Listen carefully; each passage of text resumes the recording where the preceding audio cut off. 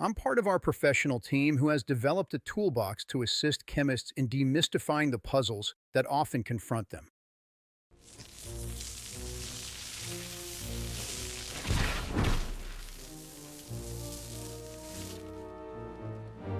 He lives! Huh? Chemwatch maintains a database of over 5 million 2D and 3D molecular images. These can be used to predict the toxicity of novel chemicals, generate their spectra such as UV and NMR, determine their GHS classification, calculate their carbon footprints, identify the most efficient retrosynthetic routes of production, and provide fugacity-modeled predictions of their environmental fate.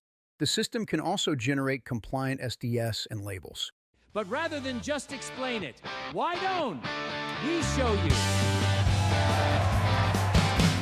We are the Chemwatch line, a family of the lens, precise in a world where the doubt never ends. While the cynics disparage the truths we've unfurled, we are the realists in a skeptical world. Our science is silent, our progress is loud.